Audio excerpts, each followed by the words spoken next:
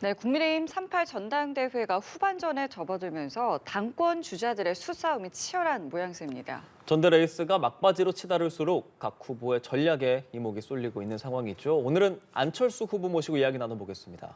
의원님 어서 오십시오. 안녕하세요. 네, 안녕하셨습니까? 예. 예. 자, 전당대회가 이제 열흘 정도 남았습니다. 열흘이 길면 길 수도 있고요. 짧으면 짧을 수도 있고요. 그 사이에 나온 여론조사 결과들을 보면 참 다양한 해석들도 나오고 있습니다. 어떤 데서는 1강 3중으로 재편되는 게 아니냐 이런 이야기도 있고요. 아니다, 여전히 2강이다 이런 데도 있고요. 지금 후보님께서는 여론을 어떻게 보고 계시고 또 현재 구도를 좀 어떻게 파악하고 계신지 먼저 듣겠습니다. 어제 나온 여론조사 결과만 보더라도 네. 김기현 후보 30%대, 제 20%대, 그다음에 3, 4위 후보 합해도 저보다 못합니다. 네. 그리고 또 무엇보다도 김기현 후보가 저만 공격하지 않습니까? 그걸 네. 보면 사실은 1강 3중이 아닌 거죠. 양자 대결이라고 보시는 게 정확합니다. 예. 김기현 후보가 안 후보님만 공격하는 거 어떻게 좀 생각하고 계세요? 아무래도 저만 지금 강력한 경쟁 상대라고 보고 있는 거죠. 그래서 결선 투표 갈 준비를 지금 하고 있다고 봅니다. 결선 투표 말씀해 주셨는데 이번에는 결선 투표 진행이 되지 않습니까? 안 후보께서 결선 투표 간다라고 확신하고 계십니까? 네, 그럼요. 그렇다면 이번에 많은 분들이 좀 궁금해하시는 게 연대에 대한 부분이거든요. 안철수 후보가 과연 천하람 후보와 연대를 할 것인가? 천하람 후보는 이태원에 같이 가자는 이야기도 한 적이 있었는데 물론 가지는 않았습니다만 TV 토론이나 이런 분위기가 좀 좋아 보이기도 해서 결선 투표 가게 되고 이런 것들을 많이 고려했을 때 그런 연대 가능성이 있지 않을까라고 생각하시는 국민들도 있습니다. 좀 단도직입적으로 가능성 있습니까? 아마 많은 분들이 결선 투표 경험이 적으셔서 그런데요.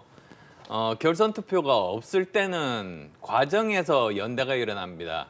근데 결선 투표가 있을 때는 네. 결과에 의한 연대라고 말씀드릴 수 있습니다. 무슨 뜻이냐면 이제 1차 투표 때는 각자가 자기가 얻을 수 있는 최대한의 그 표를 모으는 그 작업이 진행이 됩니다. 그래서 거기서는 연대가 일어나지 않죠. 예. 그다음에 이제 결선 투표가 벌어질 때 이 두 사람에 대해서는 이제 그 탈락한 후보들을 지지했던 그 사람들이 각자가 판단을 하게 됩니다. 그렇죠. 그래서 결과에 의한 그런 연대가 되기 때문에 사실상 후보 간의 연대라는 건 잘 일어나지 않은 법입니다.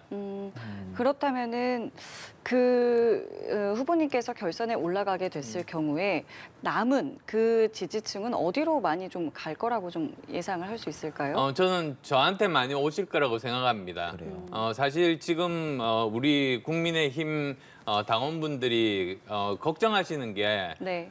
지난번 당대표와 대통령 간의 이런 갈등 트라우마가 좀 있습니다. 근데 사실 그것도 있습니다만 예. 더 중요한 거는 내년 총선에서 압승하는 거 아니겠습니까? 그렇죠. 그래야지만 제대로 국정이 운영이 되지 않습니까? 예. 거기에 제일 적합한 사람이 누군가 저는 저라고 확신을 하고 있고요. 그다음에 또 대통령과의 관계도 저는 이미 대통령직 인수위원회를 하면서 2달 동안 아무 문제 없이 이렇게 결과를 냈던 그런 것이 있기 때문에 걱정하지 마시라고 말씀드리고 싶습니다. 예. 그렇다면 그리고 예. 또 하나 예. 더 있습니다. 네. 정말로 중요한 것은 뭐냐면 네. 우리 당이 지금까지 계속 이길 수 있었는데 결국 공천 파동 때문에 망했습니다. 근데 공천 파동은 신세를 많이 진 사람들이 사람들을 꽂아서 공천 파동이 일어나거든요. 근데 저는 신세 진 사람이 없어서 공천 파동을 안 일으킬 수 있지만은 김기현 후보 같으면 공천 파동이 일어나기에 모든 조건을 다 갖추고 있죠. 그러면 우리는 망하는 겁니다. 그럼 우리는 소수당으로 전락하고 윤석열 정부는 5년 동안 식물정부 될 수밖에 없다는 점 아마 당원들이 아쉬울 거라고 생각합니다. 총선 그리고 공천에 대한 고민이 많으시다라는 생각이 드는데 어제 국회에서 관련해서 전략 토크쇼도 하셨습니다. 많은 분들 참석하셨는데 눈길을 끌었던 게 대표적인 친박계라고 할 수 있는 서병수 의원 그리고 친이계 대표 이재호 상임고문 참석을 해서 축사를 했다는 점인데 그 두 분과 안 의원 많이 좀 자주 평소에 보시는지 그리고 평소에 어떤 말씀 좀 많이 나누시는지도 여쭤보고 싶습니다. 근데 사실 모든 관심이 내년 총선에서 우리가 압승을 해야만이 윤석열 정부가 성공할 수 있고 국가도 국민도 성공할 수 있다. 그거 아니겠습니까? 근데 거기에 대해서는 이미 당에서 그 두 분뿐만 아니라 당에서 모두 다 공감대가 형성되어 있는 부분이 세 가지가 있습니다. 예. 우선 첫 번째가 수도권에 잘 대처해야 된다고 주호영 원내대표가 본인 입으로 이야기했습니다. 예. 대처가 된다는 뜻은 수도권 민심을 잘 알고 수도권에서 여러 번 선거를 치러봐가지고 그 경험이 많다. 그래서 수도권에서 제대로 선거에서 이길 수 있는 전략을 잘 짤 수 있다. 그 말씀이고요. 네. 그다음에 또 두 번째로는 중도층과 그리고 또 2030층의 소구력이 있어야 됩니다. 네. 거기에 대해서는 제가 지금 제일 수치상으로도 높은 그런 데이터들을 찾아보실 수 있을 겁니다. 아. 그다음에 세 번째가 네. 아까도 말씀드렸습니다만 공천 파동이 없어야 되는데 예. 신세를 많이 진 처음에 3%밖에 안 되던 사람이 이렇게 30%대로 올라가는 그 과정에서 얼마나 많은 사람 신세를 졌겠습니까? 네. 그게 결국은 공천 파동으로 이어지고 만약에 그래서 우리가 총선에서 지게 된다면 네. 그것이야말로 윤 대통령에게 가장 부담을 드리는 일이죠. 그럼 이 두 분께서 참석하시는 거는 직접 뭐 연락이 오셨던 건지 아니면은 말씀을 좀 하신 건지도 궁금한데 그 배경이 좀 궁금합니다. 제가 사실은 대표적인 분들 또 제가 평소에 존경하는 선배님들이셔서 제가 부탁을 했더니 예. 흔쾌히 그렇게 해주셨습니다. 네. 그래서 정말 저는 감사드리고 싶은 것이 예. 요즘 보면 당 내에서 여러 가지 좀 뭐 압력 같은 그런 분위기들도 있고 한데 그런 것보다도 오히려 우리 당이 이기는 게 중요하다. 아. 총선에서 이기는 게 결국은 대통령을 돕는 길이다. 네네. 그 믿음을 가지신 분들이시기 때문에 흔쾌하게 수락을 해주셔서 정말 지금도 감사하게 생각합니다. 예. 총선에서 이기는 것이 중요하다고 말씀하셨습니다. 뭐 다 들을 수는 없겠지만 좀 요약을 하자면 이번 총선 전략 어떤 것 좀 중요하게 갖고 계십니까? 총선에서 가장 중요한 것이 사실 수도권 대표론입니다. 수도권에서 없이 저 멀리서 지휘해가지고 전쟁에서 이긴 적이 없습니다.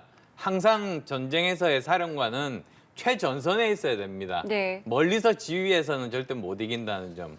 그다음에 또 수도권의 중도층이라든지 2030층의 표를 가져올 수 있어야 되는데 저는 세 번 지금까지 총선을 했습니다만 제일 적게 이긴 게 20% 넘게 이겼고요. 예. 제일 많이 이긴 게 30% 가까이 이겼습니다. 네. 보통 수도권은 5%로 승부가 갈리는데 예. 저는 20% 정도의 고정표가 있다는 말이기 때문에 네.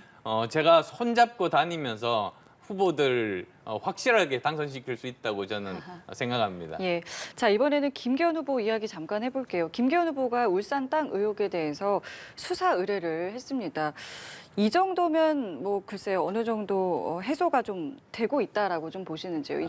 저는 전혀 그렇게 생각하지 않습니다. 아, 그렇습니까? 사실 수사 의뢰를 해서 결과가 나오려면 예. 이미 이 전당대회가 끝난 다음입니다. 예. 그러니까 아무 소용이 없고요. 예. 오히려 저는 걱정이 되는 것이 제가 민주당을 너무나 잘 알고 있지 않습니까? 그렇게 되다 보면 이제 거기 보면 요즘 나오는 이야기가 그 동생도 있고 부동산 업자도 있고 이런데 네. 이게 결국은 아마도 그 제2의 대장동과 비슷한 형태로 그렇게 만들어지면서 내년 총선 마지막 날까지 이걸로 민주당은 공세를 취할 겁니다. 예. 그렇게 되면 우리가 총선에서 굉장히 불리한 입장에 수세에 몰릴 가능성이 많아서 예. 그게 걱정이 된다는 거죠. 그럼 진화를 하기 위해서는 경선 전에 어떻게든 이것을 끝내야 된다라고 말씀을 하시는 거예요? 네, 그렇습니다. 그래서 예. 본인이 정말 국민이 납득할 수 있을 정도로 예. 그렇게 밝혀야 된다. 그렇게 생각합니다. 예. 지금 보시면은 저 빼놓고 나머지 세 분이 다 법조인이신데요. 예. 예. 법조인들이 그렇게 전문 지식이 있는 분들도 납득을 못하면 일반 국민이 어떻게 납득을 하겠습니까? 여기에 대해 더해서 근데 법적 대응 이야기까지 지금 김기현 후보 측에서는 하고 있습니다. 예. 이 부분은 좀 어떻게 보셨는지요? 뭐 법적 대응은 굉장히 좀 과한 그런 반응이라서 오히려 의심을 좀 더 증폭시키는 그런 측면이 있죠. 아, 본인의 의혹을 해소하기보다는 이것을 이제 상대방에게 이제 법적 대응을 함으로써 의혹을 증폭시키는 경향이 있다라는 말씀이시죠. 예, 그러니까 사실 이 문제에 대해서 가장 강하게 이야기하고 있는 사람이 황교안 대표하고 천하람 그 후보인데요. 저는 해명하라고만 요구를 했습니다. 근데 뭐 저한테 법적 대응을 한다고 하면 뭐 해명하라는 사람은 다 뭐 법적으로 처벌받습니까? 예, 알겠습니다. 그런 의혹들이 제기가 되는 김기현 후보인데 저희가 여론조사 결과를 보면 김기현 후보가 앞서고 있는 여론조사 결과들이 좀 발표가 되는 것은 사실입니다. 그 배경이나 이유는 안철수 후보는 어떻게 분석하고 계시는지요? 아마도 지금은 그냥 전체적인 분위기 때문에 그렇게 크게 걱정 안 하고 주위 사람들 말 듣고 그다음에 또 원내 당협위원장들 말을 들으면서 이렇게 지금은 김기현 후보가 뭐 지지를 받고 있지만은 예. 실제로 투표에 들어갔을 때 네. 그때는 정말로 심각하게 생각할 겁니다. 아. 그리고 기준은 단 하나입니다. 예. 내년 총선에 수도권에서 한 명이라도 더 당선시킬 수 있는 사람, 네. 한 표라도 더 얻을 수 있는 사람이 누구인가? 예. 그러면 그 결론은 너무나도 자명하게 저라고 생각합니다. 예. 그 지금까지 TV 토론회가 이제 3번이 있었고 1번 이제 남았습니다. 평가를 좀 부탁드릴게요. 몇 점 정도 주실 것 같고 일단 그것도 들어보겠습니다.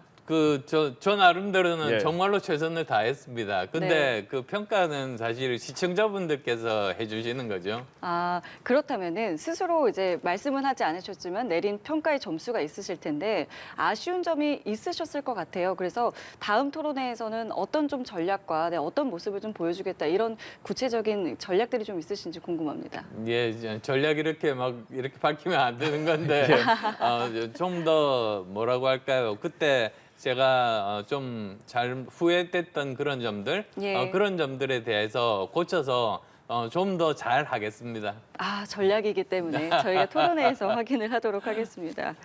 이 토론회 내용에서 그 김기현 후보가 공천할 때 대통령의 의견을 듣겠다라고 한 부분에 대해서 지적을 좀 하셨어요. 그렇다면은 안 후보님께서는 어떤 대통령과의 어떤 뭐랄까요 의견의 어떤 조율의 과정들이 있을 때 어떤 전략을 좀 쓰시겠습니까? 사실 그 헌법 7조를 보시면 공무원의 정치적 중립 규정이 있습니다. 예, 예. 대통령도 대표적인 공무원이거든요. 예. 그래서 사실 대법원에서 대통령이 공천에 관여해서 2년 실형을 받았습니다. 지금 그 상태거든요. 예. 그래서 사실 여기에 대해서 대통령과 서로 의견 교환을 하거나 또는 그 의견을 받아서 공천을 하게 되면 이거는 법적인 위반 소지가 있습니다. 예. 그래서 이건 굉장히 위험한 문제이고 저는 그래서도 김기현 저 후보가 예. 지금 이 경선 과정에서도 이렇게 실수를 연발하고 있는데요. 앞으로 얼마나 많은 실수를 하게 될지 저는 굉장히 걱정스럽습니다. 예. 이 공천에 대한 이야기 계속 해주고 계신데 시스템 공천이라는 표현을 안철수 후보께서 쓰시고 그렇습니다. 계십니다. 네. 이 시스템 어떤 식으로 정립해 나갈 생각이십니까?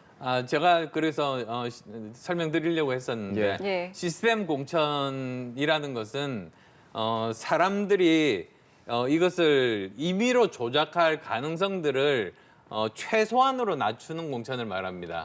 그러니까 예를 들자면 제일 많이 당대표가 개입하는 것이 비례대표 순번입니다.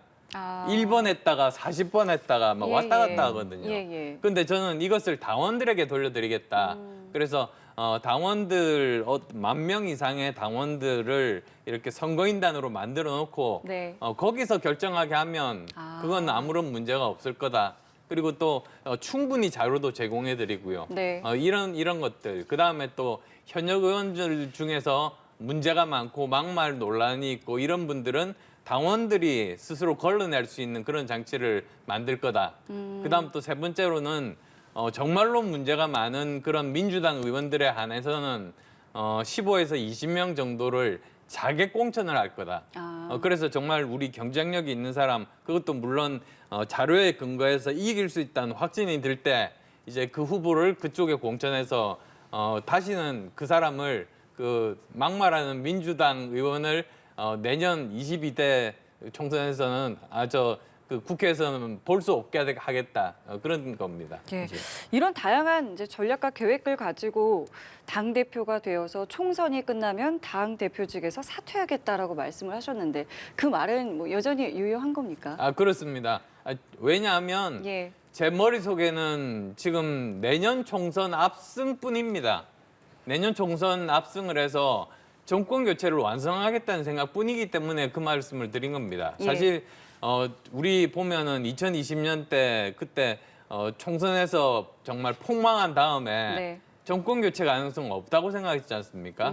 근데 2021년 때 서울시장 재보궐선거 때 제가 나와가지고 제 몸을 던져서 이김으로써 정권 교체 기반을 마련했고요. 예. 그다음에 윤석열 대통령과 후보 단일화를 통해서 결국은 정권 교체를 이루었습니다. 네. 근데 이게 사실은 절반밖에 안 되는 것이 제가 대통령직 인수위원장을 하면서 네. 만들었던 그 국정과제들이 통과가 안 됩니다. 아. 국회에서 통과가 안 됩니다. 예. 그래서도 이게 절반의 정권 교체였구나.